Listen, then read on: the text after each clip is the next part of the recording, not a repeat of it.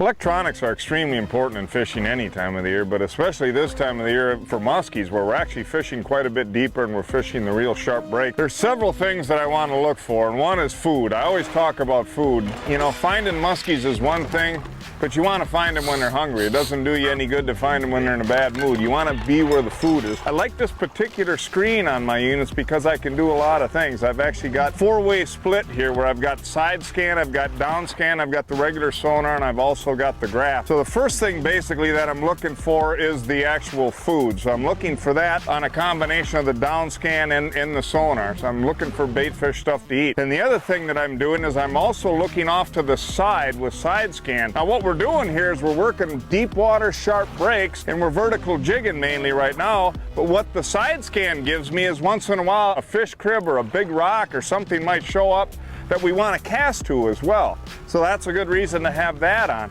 Then the other thing that I'm doing here is I'm working back and forth on this break. I'm kind of crashing up shallow and I'm backing back off. So what we've also got with these units being connected together is I'm able to look at the back of the boat here depth-wise for my sonar and my down scan. And with my unit behind me that I'm looking at when I'm running the trolling motor, I've got that reading off the bow. So we've got 21 feet of difference from front to back. And what that does is allow me to keep track of everything I'm doing and watch that depth, both front and back, very effectively fish these breaks.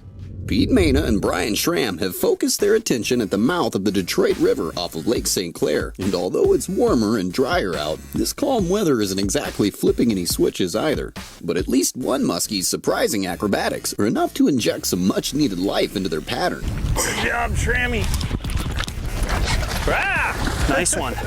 And help float their hope that this peculiar display could in fact be a good sign of things to come as the afternoon hours continue to slip by. Oh, he's got my rod. He's got my rod all tangled up. Nice job. We're working this edge, taking a little bit deeper pass, and you know, Brian actually is up shallower. I was in about 28 feet, he was in about 24, and man, all of a sudden, talk about a strike. I mean, that thing just must have hammered it, rod bent right over. And then straight up. You know, the weird thing is, we got 40-degree water temperature here, and you just don't see fish come flying out of the water this time of year. That thing skied like he just hit a topwater bait. And while that was a spectacular jump, fearing a possible repeat of yesterday's solo performance has Pete and Brian getting more and more anxious. Well, they still don't seem to want to be chewing the hooks off our lures quite yet. We don't know what the answer is, but we're going to find out. The only good news about this is that, you know, maybe right at dark there'll be a little bit of a bite here. We got about another hour to go here. But no sooner than Brian's jig gets nailed a second time off the bow of the boat. Fish. Was that jigging? I didn't even see what you were doing. Yeah, I was jigging. As the sun starts setting over the Windsor skyline. Well, that's working quick, right? I was just telling the camera what we were doing. Sure not what we thought. They're fighting like crazy. Pete's tireless efforts on the trolling motor to keep the live bait shoulder to shoulder with its brethren prey. We're gonna back up over this sucker. Get ready. Alright. Does exactly what he was intending by popping a bonus fish during what can only be described as an extremely tight feeding window. Something finally hit Ethel. Oh, I didn't feel under now. No? No. Oh man, we should have cranked him right away. Oh, well. No, he's still there. He's still there. He's still there, Pete. Okay.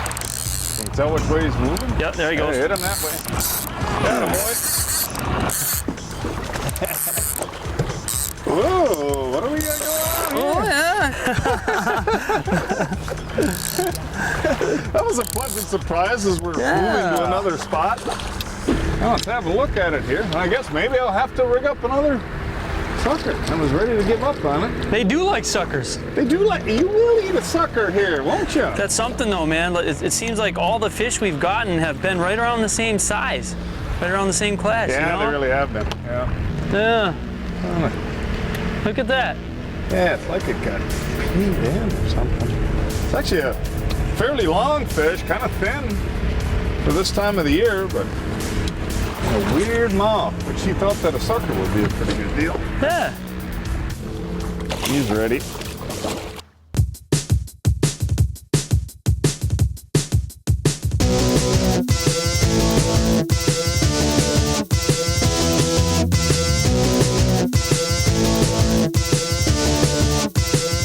The real deal. Real fishing information from real fishing experts. Presented by Amsoil. One of the techniques that more and more walleye anglers are using is lead core trolling. It's especially effective when you're fishing deep structure where you're trying to get a small bait like this flicker shad deeper than it can dive on its own. Lead core line is basically just lead-filled line, so it has weight in it. We'll pull that bait down. You connect that up to a leader, which then connects to the bait and allows it to run the right way. And you meter that by letting out a certain amount of lead core. Every 30 feet is a different color, so if you wanted to, you could let out your leader and then let out 1 or 2 or 3 colors of line until you got that bait down to as deep as you need it to go. A good rule of thumb on how deep this will actually go is that lead core will pull a bait 5 feet down for every color of lead at 2 miles an hour. So once you've got that out there and you know you've got it in the right zone, you could count colors. Now there's a little bit of a problem with that. What if you only want to use 2.5 colors? 2 1/3 colors? What if some of your lead core breaks off as you're fishing and now you don't have full colors?